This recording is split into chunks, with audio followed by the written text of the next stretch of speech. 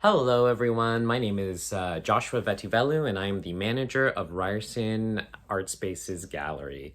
Artspace Gallery is a student-led, artist-run center based in the heart of 401 Richmond Gallery, and by heart, I mean the basement.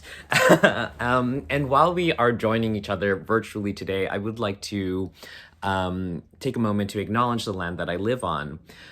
This land is the traditional territory of many nations, including the Mississaugas of the Credit, the Anishinaabeg, the Chippewa, and the Haudenosaunee, and the Wendat peoples, and is now home to many First Nations people, including the Inuit and Métis people. As a Tamil migrant, I understand deeply how land rights are intrinsically connected to self-determination and the recognition of a community and a human's right to live. So, on the note of land rights, today's talk features artists that are foregrounding the idea of place as central in their focus. Their work seeks to both decode their surroundings and trouble the production of images through speculative narration and dialectical imagery. So for today's convo, Artspace has collaborated with Professor Annie McDonald and her class Visual Studies to bring you a very exciting talk from the filmmaking collective PFR, which include Parastoo Anoushahpour, Faraz Anoushahpour, and Ryan Ferko. So today's talk will consist of a 30-minute presentation where PFR will be going through some of their practice and showing us some clips of their videos. And that talk will be transcribed on our YouTube chat. We will be accepting questions, comments, concerns, and all of that throughout the presentation. However, we will release them publicly in the last 30 minutes of our presentation, which will be the Q&A portion. So to ensure accessibility with transcribing, when we do the Q&A, we will be switching to a split screen so you can see the live transcription from Marina, our live transcriber. Yeah, so I think that's it. If you would like to, and you're watching this a little bit later, we will include a link in our YouTube description to preview PFR's newest film, Chooka, which is a screening thanks to La Lumiere Festival in Montreal, I think, and Horse Chomps. Anyways, I'm very excited for this talk. Thank you, Annie McDonald and Sam Cotter, for helping us make it happen. And I'll take it away to PFR. Enjoy. Ba, bi, boo, ma, mi.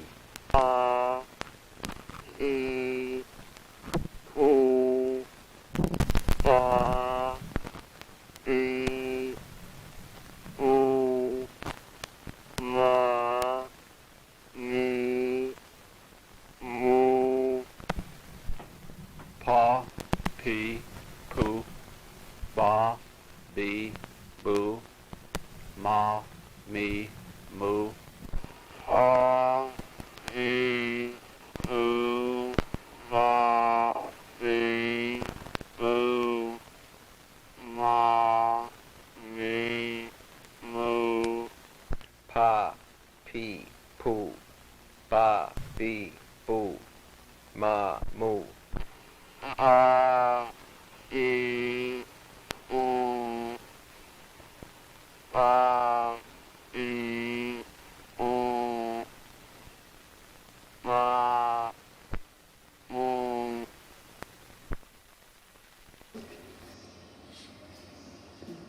No。这个上面，这样这种方格。你就这样。Oh yeah. No, this goes under, I think, flipped. 这个。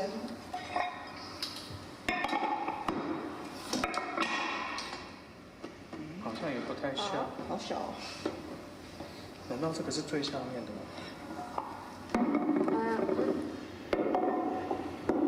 这样子。Oh yeah. 那你觉得呢？这个完全不合，为什么？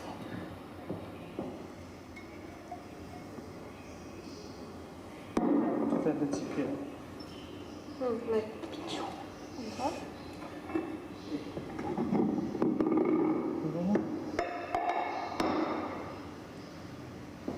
Mm-hmm. 为什么可以这么累？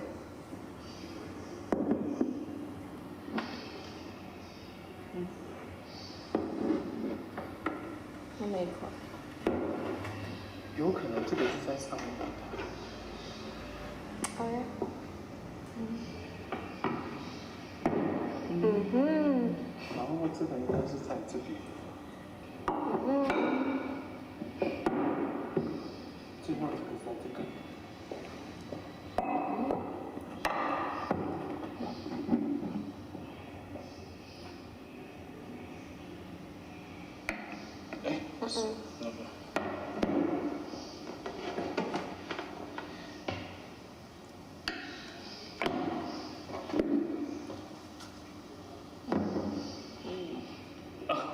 Maybe let's take this one out. 这一块在下面就好。 We don't need this, and we just do it. 这个放下去。And we just have it. Careful.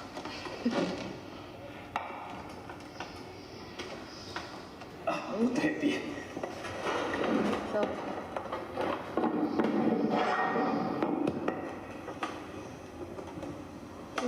还是要再翻？好像不对。这样对吧？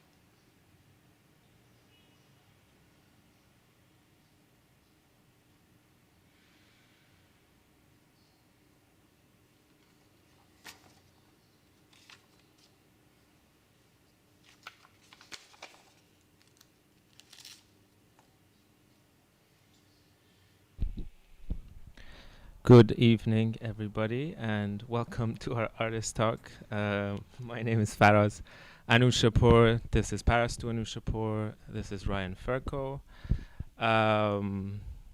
This is my home.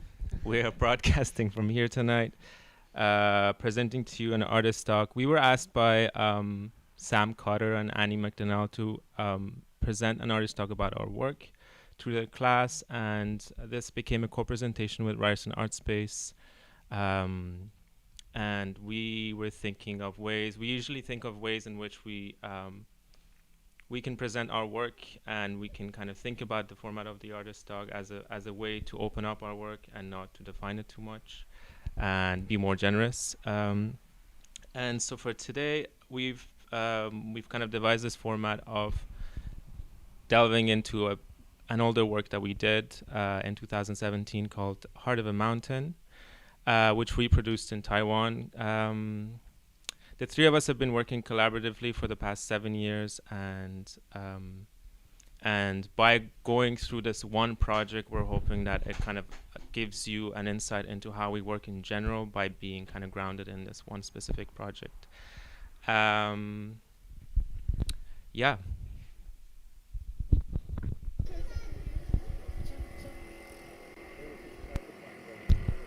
So yeah, we created this work called Heart of a Mountain in 2017 during a residency at the Taipei Artist Village.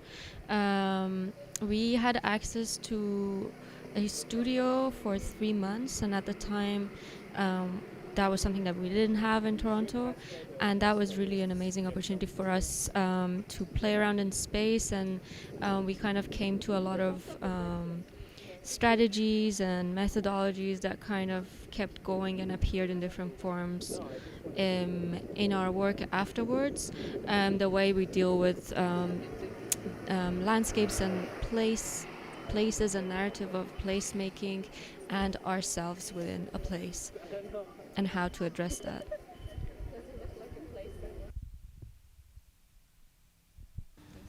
Yeah, so pretty early on we became really interested in these objects that you see, which are, we encountered them at the National Taiwan Museum in Taipei, and they are what they translated them as stone slice art, and there are these slices of stone from this very specific location in east of Taiwan, Hualien province. We were really kind of fascinated by the way they were kind of framed as standalone landscapes on their own, but that there was a lot of pride in these objects and these kinds of representations of a very kind of site-specific geological reality that held a lot of kind of different kind of temporality about the place. And we usually in our work are drawn to objects or images that hold this kind of mystery and potential to narrate a place.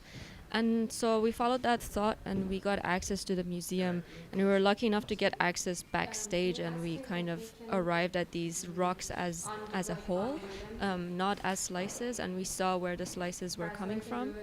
And it was unbelievable because we were kind of escorted to this place, and we got to touch them and move them around and film them and do all sorts of experiments with like the surface and the images. And this became really kind of like a very amazing parallel to the way that we work, is this kind of looking at a whole, but also thinking of it as a puzzle, as a layered narrative that holds different temporalities, and trying to sort of put them apart and find space in between them and tell something or create space. So we kept going with these objects even though we didn't totally know where we were going, but really started following these rocks and these formations and their display in these institutional settings. And that's something that we usually do in our work, is gaining access as part of research to institutions, archives, places that different objects that hold mystery for us are held. And in that way kind of start our process of working. But I didn't extract them.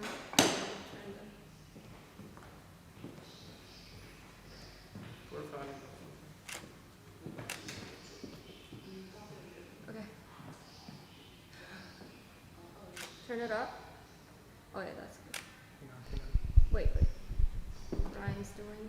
Yeah. So then, I mean, at the same time, we're sort of becoming fixated on these stone slices as these sort of frames or ways of representing a landscape from an object within that landscape, but then also getting access to the National Taiwan Museum really opened up this other frame for us of thinking about sort of official narrations or institutional narration, and started going to other institutions in Taipei, and became taken with a sort of unexpected object that we saw in the Chiang Kai-shek Memorial, which is in the center of Taipei. And this was the Capitoline wolf sculpture replica that was given to Chiang Kai-shek from the Italian government as a sort of diplomatic gesture.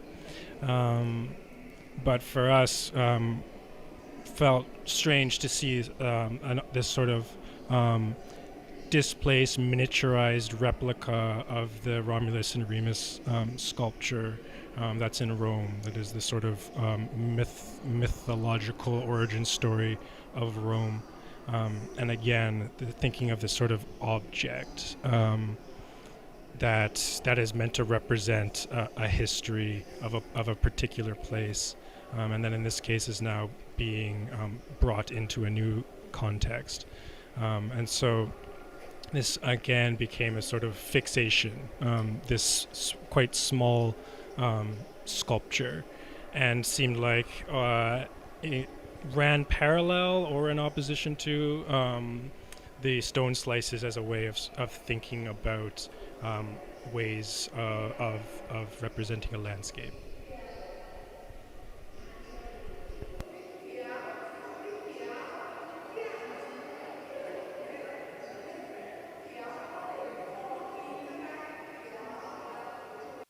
So, in between the stones as this kind of geological deep time objects and the replica of the Capitoline wolf as this object that holds a history of changing symbolism and narrative within it, and then it's moved from another reality to a new one as a kind of a symbolic political gesture that says a lot about Taiwan as an island with all its history. We kind of started thinking of the space between these two, thinking that there's something that can happen in this in between. But in the process became, in our day-to-day, kind of became more and more confronted by our own kind of problem of language and translation, and being able or not being able to navigate our way around the city because of all the small kind of daily obstacles that appeared, from the names of streets to menus to small details of our day. And translation always plays a major role in the way we think about place and our work in general. We share different languages between us, and there's always translation happening, just in communication. But also, like, translation is a very major part of the way we think about place or making of place. In that process, while we were just trying to survive, we started using Google Apps to navigate the space. And this was 4 years ago, so the apps weren't as developed or seamless as today. So you could really see the kind of faults and failures of the technology and the system. And we are always hyper aware of our position within space, and we are thinking about how we navigate this reality as visitors, as tourists, and thinking like how much power is given to us as tourists in this kind of reading of another language, of another place. But then thinking of what happens if we push this technology against what is made for, which is towards like practicality and access, and try to see the places it fails and the places it opens up to some kind of poetic, uncanny space. So we kind of pointed the app onto the objects that we were interested to, onto the stones, onto the wolf sculpture, and words started appearing in the kind of formations and the colors. And so this was kind of, we continued doing this. We moved away from the objects in real time and the footage that we had to our studio, printing them into grids and putting them on the wall and kind of removing them one step as material, as images. And then kind of like watching these words appear, both on the stone slices and on the images of the Capitoline wolf. And it was a bit like we were trying to read these objects, but then the objects started speaking to us, as in this ghost that was in between us. And that really kind of pushed the process forward, and in a way we were creating sort of a language almost of how to navigate this space, and how to kind of share this confusion that we have through this technology and through our inability to navigate.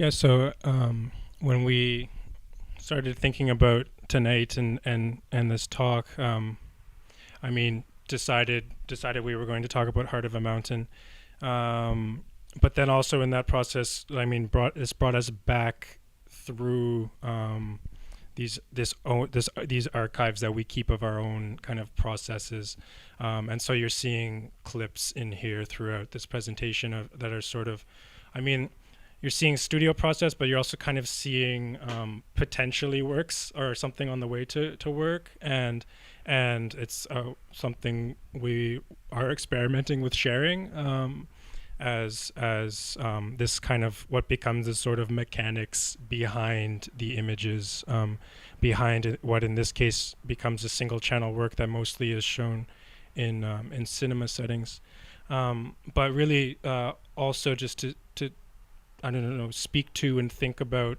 editing, and editing really for us is a process, is a very spatial process, and we really sort of seek this these moments in our work where we can take an image and turn it into an object in some way that we can share and manipulate and look at together, and then sort of like kicks off this process of editing and refining and following trajectories outwards, all these ways, following the stones, following the capital line wolf, following the translation app in this case, but then like trying to kind of squeeze it through the studio to find something that we can then share with an audience.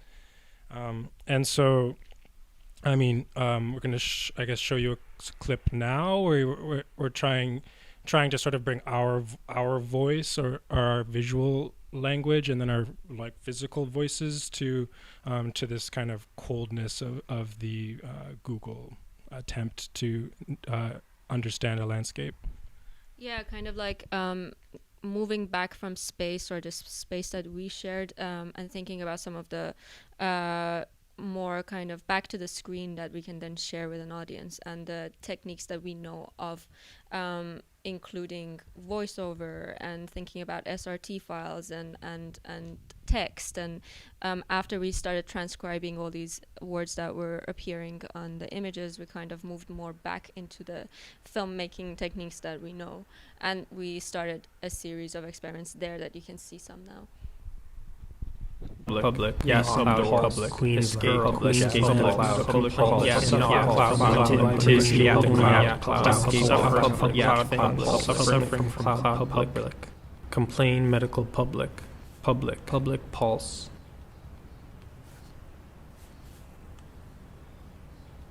door, B, excellent lying, pulse, yet Phoenix vector pulse, public pulse, cloud pulse, public pulse, escape ninja slay, public logic, door, pulse, cloud pulse, public propose pulse, meter,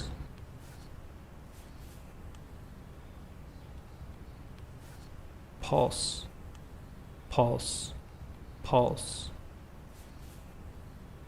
escape ninja slay, public logic, door,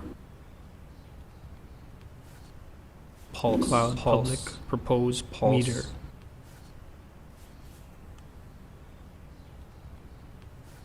pulse, hang people, two off the north, board title of pulse,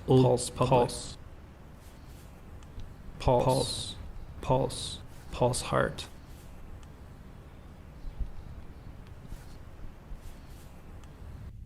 yeah. So hearing in that case my voice, but yeah, I mean, like seeing again these sort of experimenting, thinking through in the studio, but then like in this process, trying to capture all of this language that is flashing and flickering and seems to have its kind of inside logic of machine learning where it's trying to formulate sentences and kind of keeps retrying and not quite getting it right. And so we really start collecting all of this language and then editing it, not adding anything, but removing, and in order to generate what becomes like a poem, basically. And it's a poem that we call Heart of a Mountain, and from this moment sort of gives us like a script or a way to start then thinking about actually making some images ourselves, and some of that means using the poem as a script to go out and look for things, but then also to look for images online or found images. Yeah, but what you see is still kind of continuing with this idea of voiceover and editing. So we're seeing some of the experiments we're doing again with thinking of this as a poem, as a roadmap that's going to guide us, but not totally knowing how exactly, but going more towards editing and rhythm and things like that. Yeah, so then again, another slightly longer kind of test experiment with voice and adding some images. We'll show you now. Public, yes, outdoor, public, Queen's Gate, public, public. Not to parent. 6 paper, 6 door. Department of Pool. Plant desk. Dumb, a beautiful type, a one type dumb. One will be a factory door dumb, a business factory dumb. One will be a scorpion dumb, a witch, a one type. Temporarily summer, one will be a scorpion, a quiet one dumb, a witch start 6 back of a factory line dumb. One by one or two, a quiet one of her a witch. An asthma, a blog, one will be one of her, a scorpion, a quiet one. A private one by one, intestinal one by one, a quiet one, a private one. Heartfly, a business, a private one of her, one will be a private one. One will be a private one will be a scorpion, one will be a door, one by one a mouth summer. Jen a witch, spread the king, Jen a witch in order to man king, Jen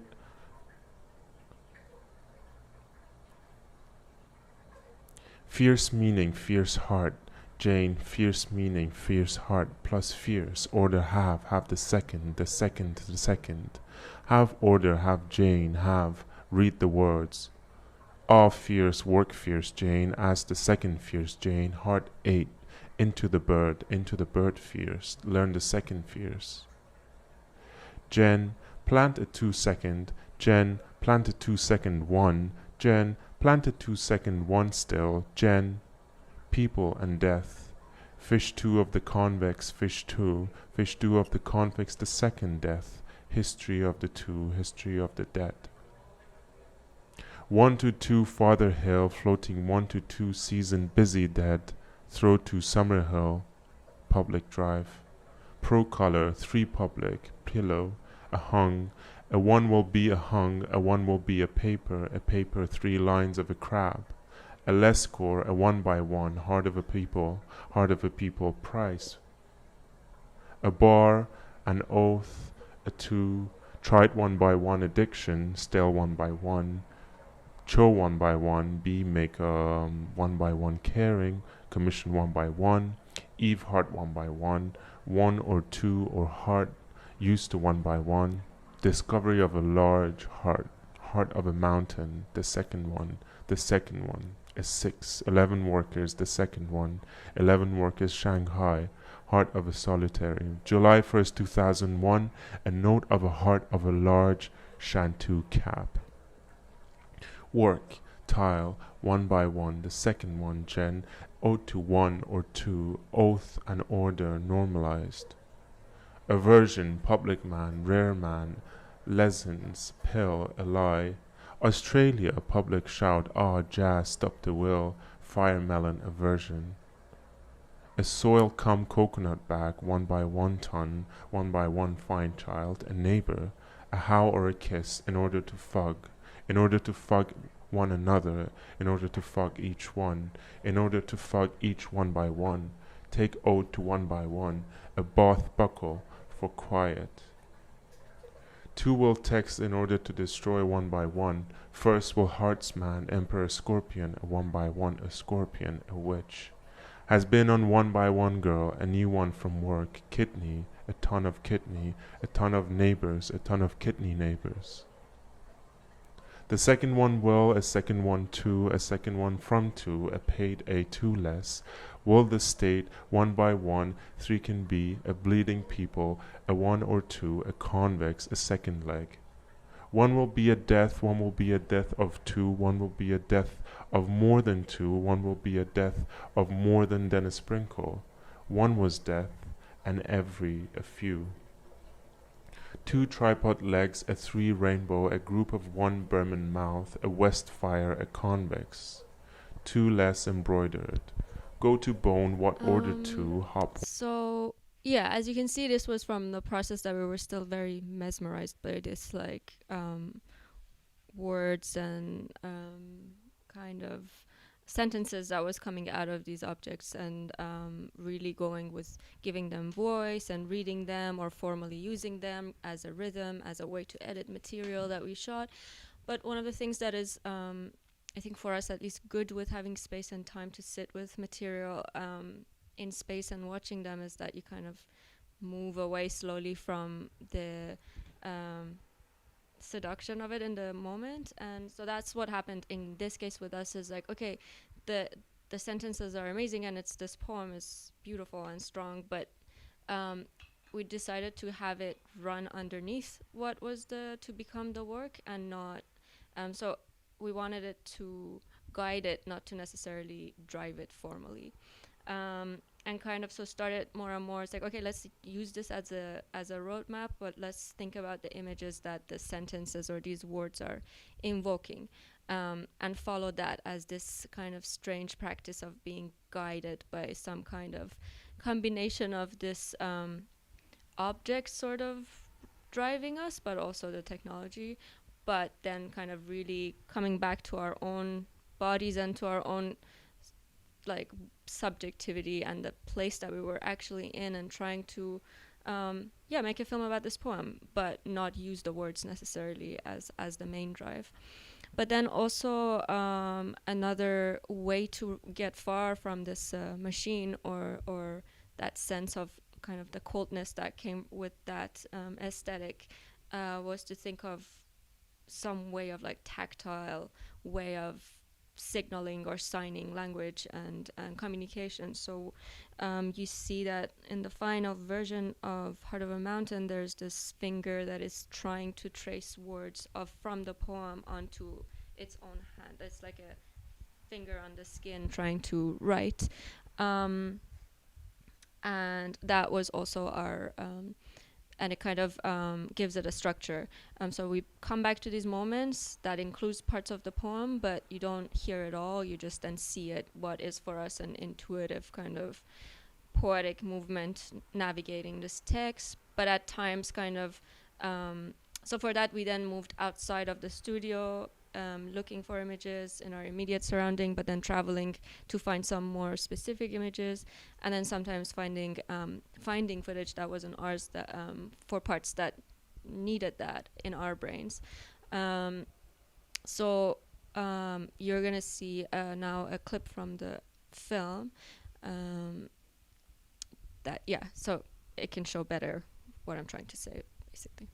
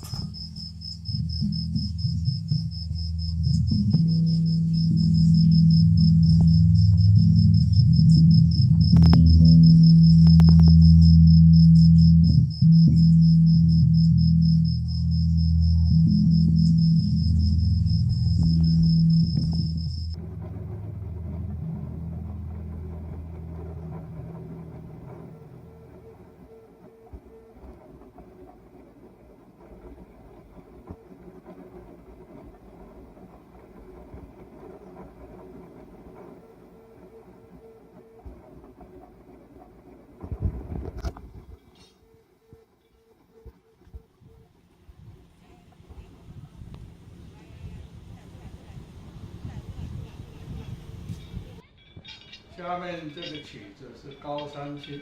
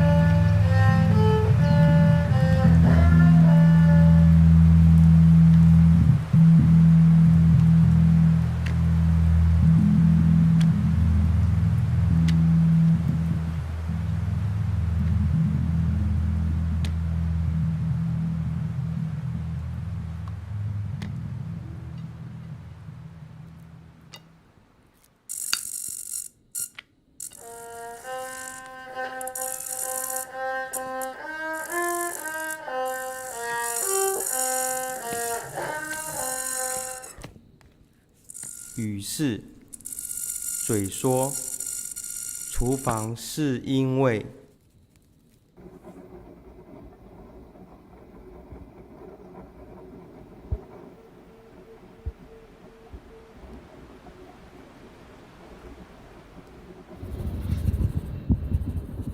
兔子哥，语是嘴说。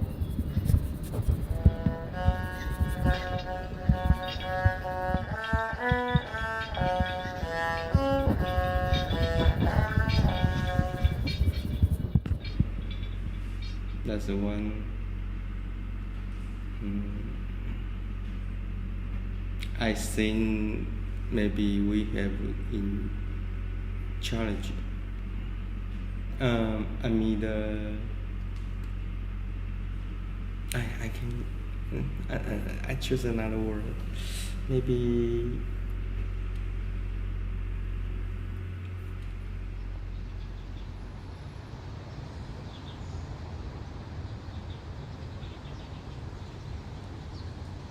it's different. You can see this we call mountain. We have the mountain, but this we call maybe like point, 4 point, like a bird. 兔子哥。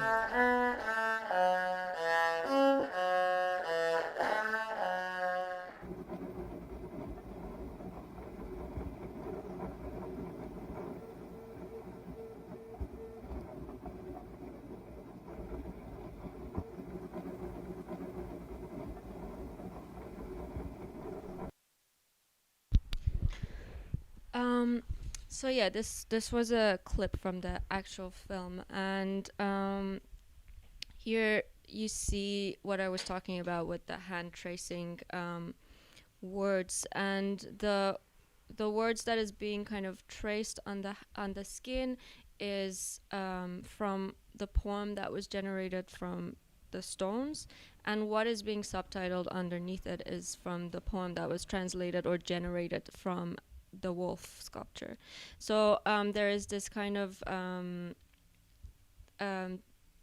space happening between the translation, that it's not one-to-one, and that happens throughout the film, and but also almost throughout a lot of our work. There is this attention to this space between kind of what subtitles do to language or what sound does to an image. Is nothing really is one-to-one. There's some kind of discrepancy or gap happening between them that we believe has potential for something to happen there. So this interest in language and translation just runs through, and in the next clip you can see how kind of that is moving forward, and that's part of our process of producing it. It's different. You can see this we call mountain. We have the mountain, but this we call maybe like point, 4 point, like a bird.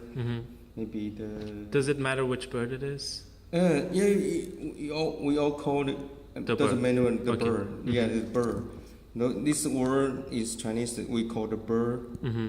This dao. It's very kind, Mm-hmm. but different is you can see the mountain. Mountain and the bird. There. Okay. So we can maybe I can imagine if you in the sea, you can see the bird. Right. You can find the island. So yeah, our work kind of often gets talked about as being about place or places or making of places, and it is, but it is also about interactions and relationships that guide us in that place and give us access and kind of a way to navigate the place, and that usually happens through kind of language and translation, because it's often languages that we don't necessarily share.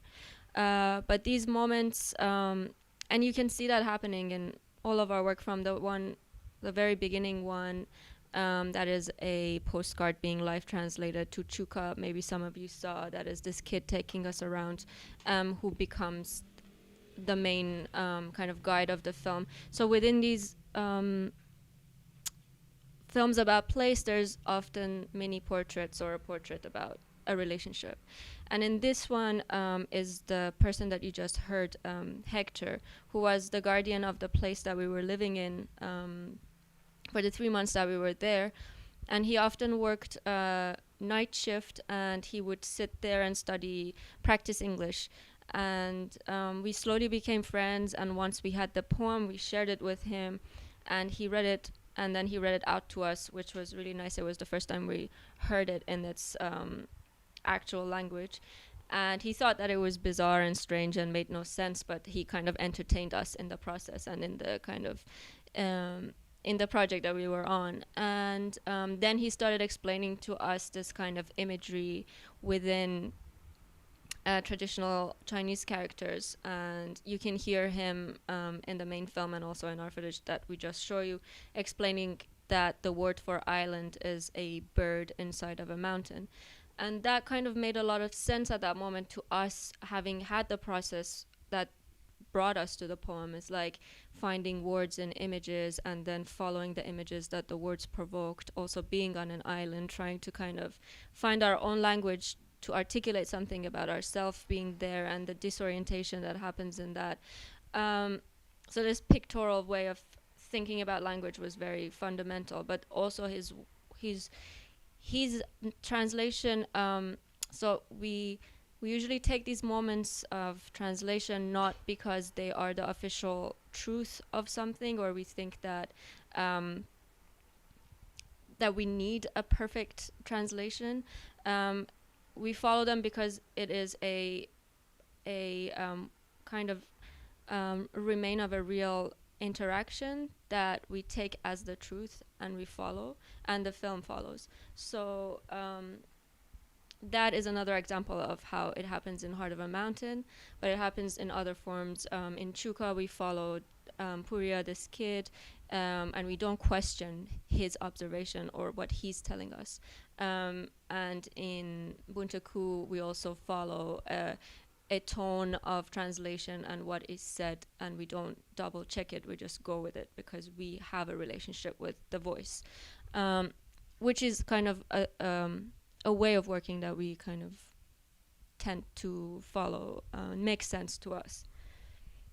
So now we're going to show another clip from the actual film, and you're going to hear Hector again.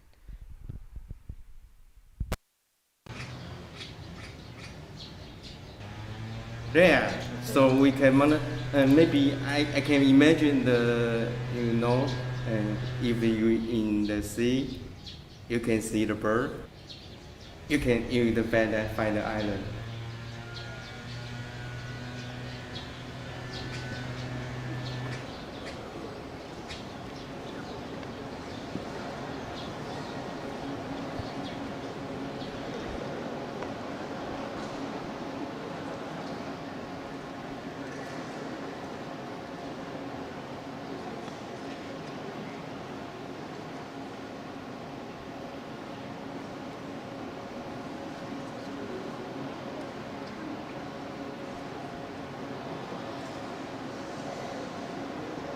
possible.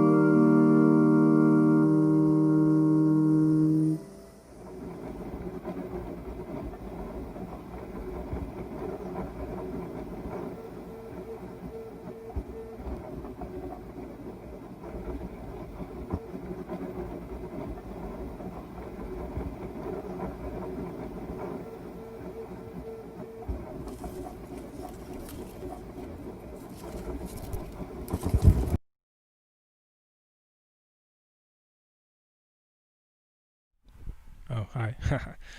Mic check.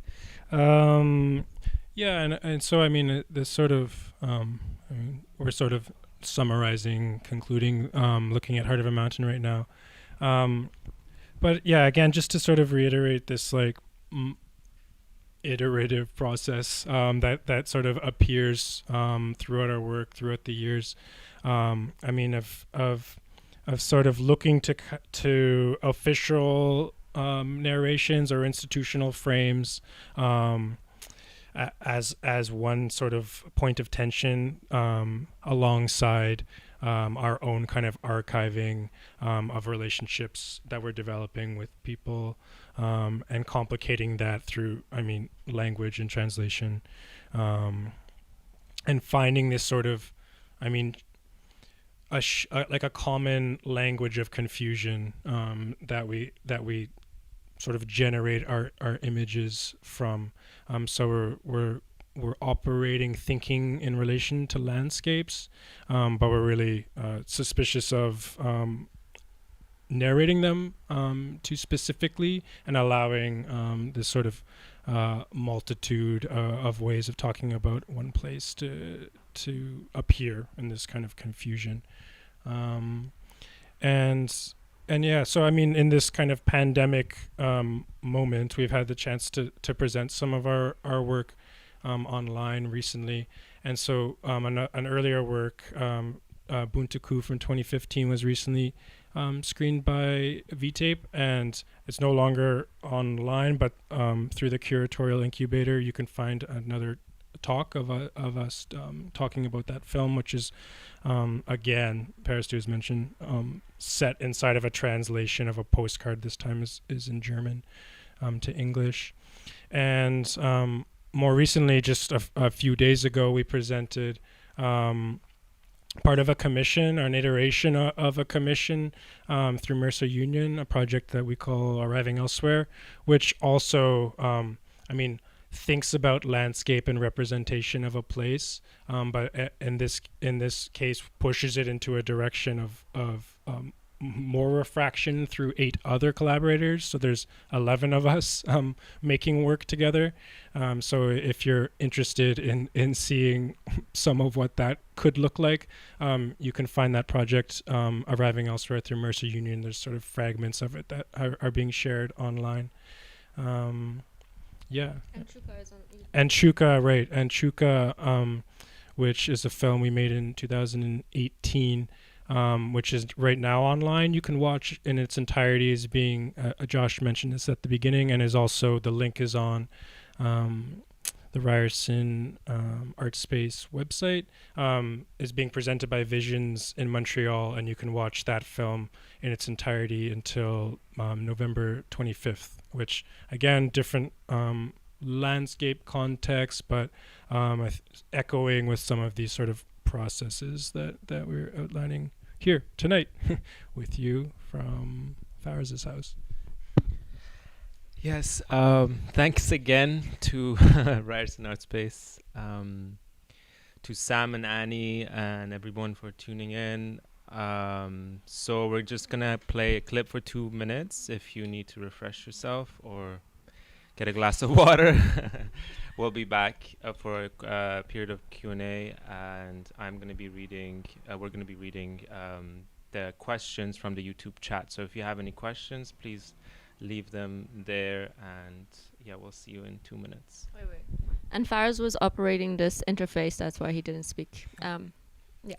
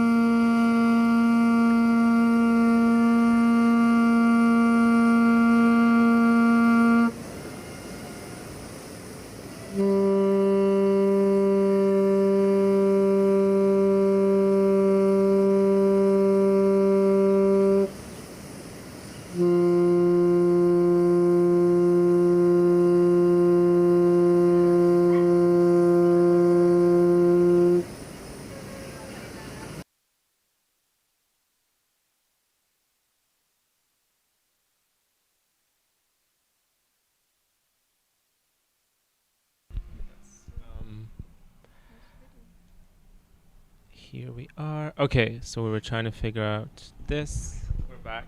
So if you have any questions, please go to the YouTube stream and drop it in there for us. Yeah, this might be a little bit not smooth, but we're gonna do our best because there's a lag between our reality and your reality. Do you want to read? I guess I can read comments. And if no questions come up, that's also fine. We'll give it a few minutes and then see where it goes. And he says, thank you for this wonderful talk. Parastoo, Faraz and Ryan. Christophe Barbeau says, thank you so much for such a generous presentation. You're very welcome. Sam Cotter, this is a question or speaking point for us. Location/place is really central to a lot of your projects, and I really like the way you talked about having a guide to the place as an important framing device. I think that the projects themselves, and sometimes you three as filmmakers, become an almost equal important self-reflexive force that appears in front of the camera within the films you make. I'm curious to hear you talk a little bit more about how you negotiate yourselves, your projects, as a force that becomes inseparable from the locations you investigate. Is it something you plan in advance, or does it come out through the editing process? Thanks, Sam. And also, yeah, like funny, like us, our voice, our voice becoming the voices of the comments is funny or seems like appropriate to us. But yeah, I don't know. I guess like, let me see. I think this planning, the planning in advance. I mean, we really rely on, I mean, each other and sort of sharing experiences together. And so, I mean, we go in with plans. I mean, different projects have different framing and reasons and ways that we get there. So the plan, I mean, there's always a plan. There's always an intention. But I think where we will arrive, we're very sort of vigilant in keeping open. And that could even mean, whether it's going to be a film or an exhibition or a text or something like this. Does anyone else want to speak to this? I guess this is a question that kind of is also open-ended for us. I think in different points in our practice, we've had different answers for it, or we thought we have answers and we didn't, or then we found one. I think in the beginning was much more kind of existential in finding this voice that could guide images or say something about a place, but being super suspicious of this single narrative voice that gives information or holds some authority, and really like thinking about formal ways of upsetting that or challenging that or questioning that. But then later we became a little bit more chill about that and thinking about like this poetic space that can hold a lot of actual answers without you need to push so much formally. And then also always struggling or thinking about this kind of line between being too ambiguous or too opaque and not letting audience in, and withholding information almost, and how to be generous and share and still kind of think about your position and your voice. So it's been a kind of a back and forth, and like you said, we just did it's an ongoing project where we did a kind of a performance talk about this project that's been almost 2 years now, a year, that we opened up this question to 8 more people, thinking about exactly the question that you asked, is this kind of, how do you deal with representation and who's the guide and what kind of like, how much self-reflexivity is required. So really it's an ongoing question, it's an open one, but we are always looking for forms that kind of provoke the question or feel that we're moving towards some sort of answers with other people's help. No, that's good.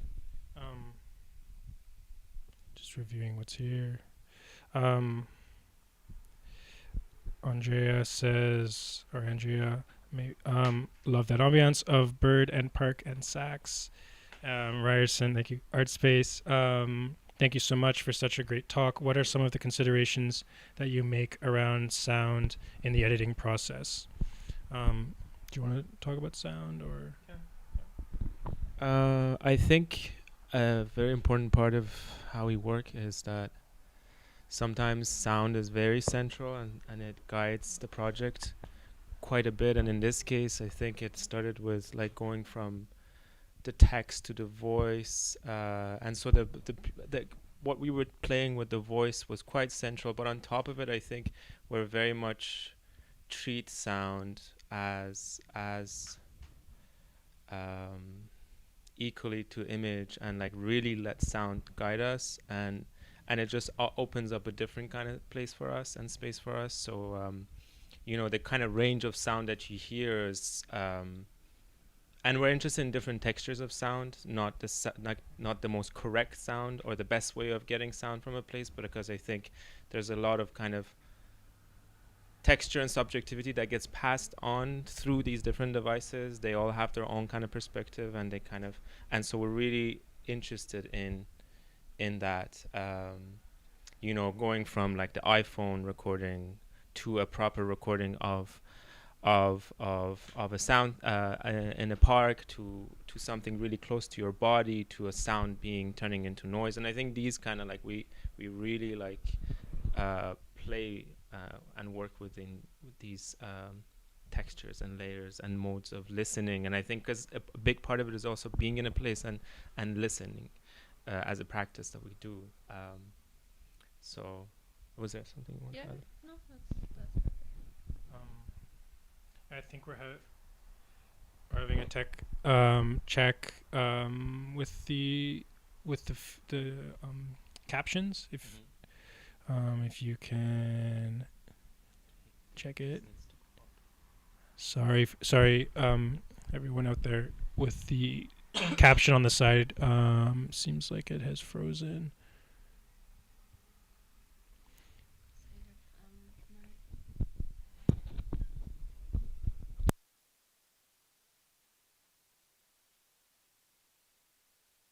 We're pausing to try to resolve this caption issue.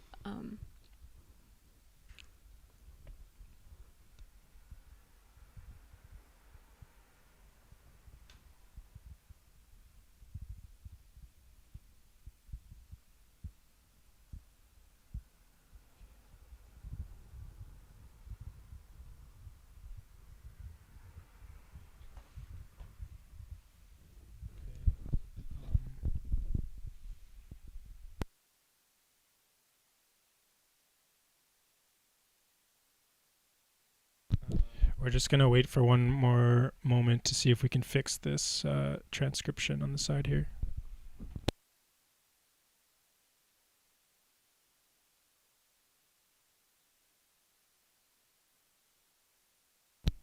Okay, it looks like it's catching up. Thanks to Marina. It's sort of a complicated tech, from everyone's houses right now. So we have another question from Annie. Can you talk a bit about the way you use/misuse different types of images? It seems like there's a lot of deliberate confusion happening there too.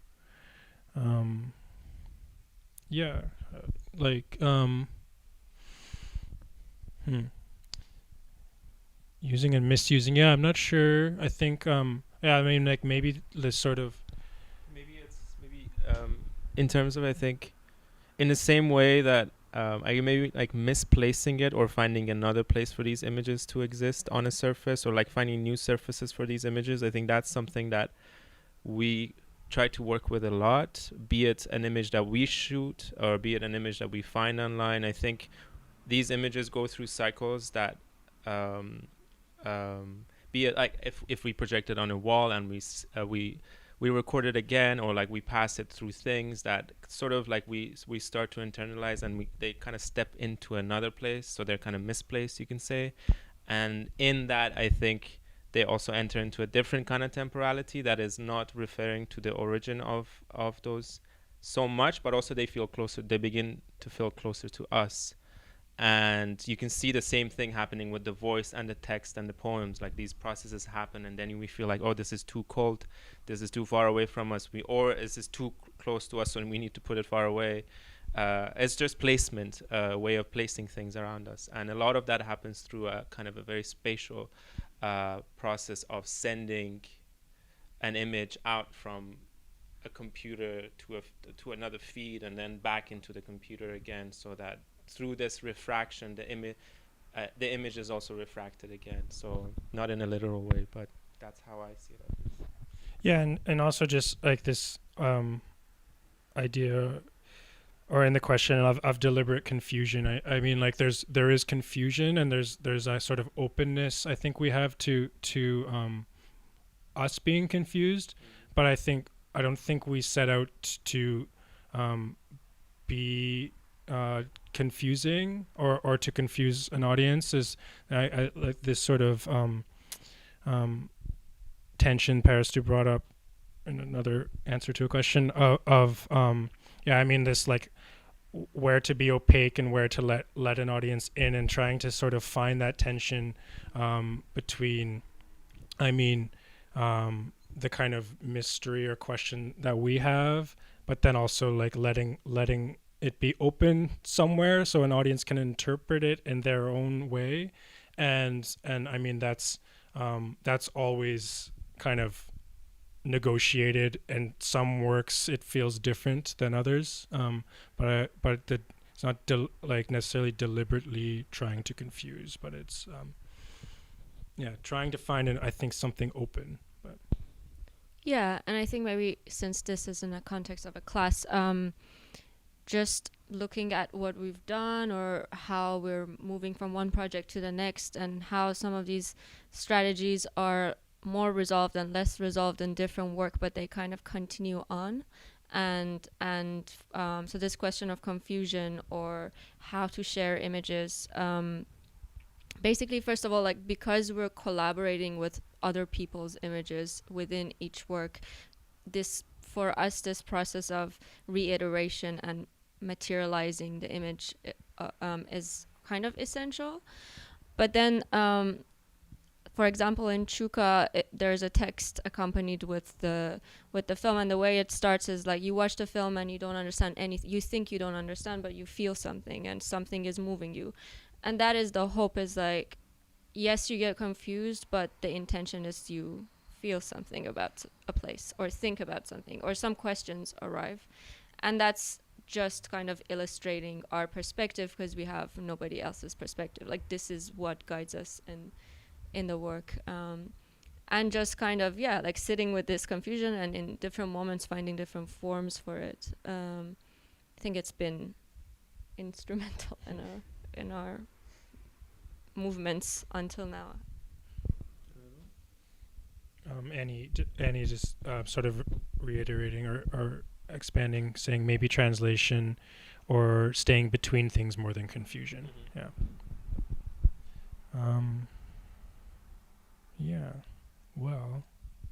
And there's a lot of like staying in between that we think about and talk about, and especially again going back to this kind of very open collaborative project that we just did.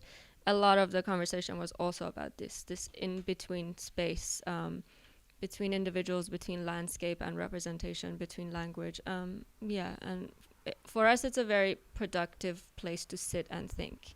It's this, in between, the arrival to a place. And this is maybe a good final question, because it's about finishing work. This is from Sam. So unless anyone wants to like really get in there with one last question after this, we might wrap up after this one. So Sam is asking, because of the open, iterative, and at times intuitive approaches you three use when editing, it would be really interesting to hear a little bit about the way you decide that a work is finished, which is a good question. It's a question we ask ourselves often, and it sort of opens up this iterative question, because we we present work like we presented, let's say in this case, Heart of a Mountain.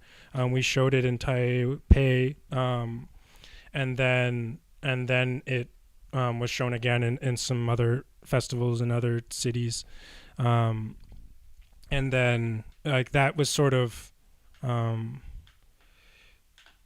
don't know how did we arrive at the finishing of that? There's a romantic answer and there's a practical answer. I think most of the time deadlines and having places to show helps, because otherwise these processes can really go forever, and we have projects that are not finished and are just keep going, and they could have been if they had a moment that they had to be finished, because you switch your brain and you kind of look for solutions. But then the more kind of romantic one is you feel something is finished because you spend so much time, and you think at that moment that you arrived somewhere, and you kind of agree then in our case, because all of the threads that at the moment you were following, you feel they cross and they kind of materialize or find a form. And I think working in single channel also helps us. It's already a limit that we put into most of our projects that brings everything back. And you could see that a bit in the way that we talked about it. Like, it was super open and performative. And from the moment that we started thinking back to screen and this kind of like flat surface, everything became so yeah. And we set these limits to our work sometimes, and that really helps. And sometimes we remove that and things just continue like for years and years, which I think is also productive. It's not it's being able to do both that is the best. I feel Hello. No.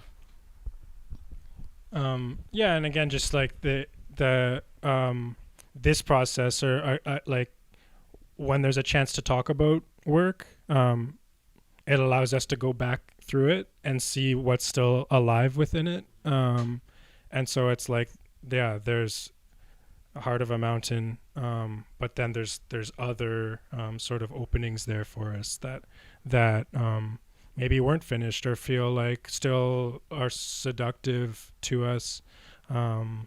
So yeah, I mean, this is part of these talks kind of open up worlds again to us. So things are fixed, but they feel malleable possibly as well. Is there one?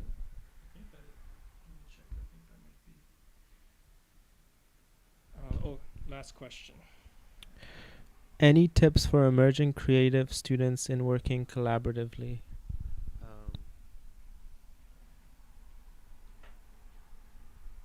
in working collaboratively. I mean, at least in this moment now, it feels like a productive way to feel less alone and connected, and have this way of being heard and sharing and feeling that there's possibility by creating these spaces that allow you to work. And that's really helped us in a way since the pandemic started and everything shifted online. It has all of these questions and suspicions and all of this with it, but having already established this way of thinking really helped us to then just reach out and try to create these little moments that we just came together with a bunch of people and continue thinking about the same things, like sound, image, editing, narrative, all of these things, but kind of in this more open way, because everything is also a bit suspended at the moment and there's a lot of access. So yeah, it seems like I'm not saying that collaboration is the best way to go and it works for everyone, but this moment seems to really lend itself to this kind of beginnings. Yeah, and I mean, it's kind of obvious, but I think it's a slow process. It's a very slow process that I think, as much as you need frameworks and structures to work within, because otherwise it's hard, especially now, for people to gather and just sit together and listen to each other without a higher function to that meeting or to that gathering. I think sitting with that and lingering on that feeling and kind of delaying the outcome, not delaying, but dwelling on why you're together and why you're making things, is helpful, as much as the tension of arriving at something or defining what that collaboration is in that moment is a pressing thing. But I think it's important to allow it to go through iterations and go through failures, and then you'll find, because you need to kind of arrive at sort of an intuitive place where there's something shared in there that you don't need to reinvent from the beginning, from the get-go. So yeah, and this maybe last also, we started working together from within the sort of framework of an institution, but us working together was sort of a survival strategy or a way to understand how to navigate an institution. And so yeah, that's something I could say to students.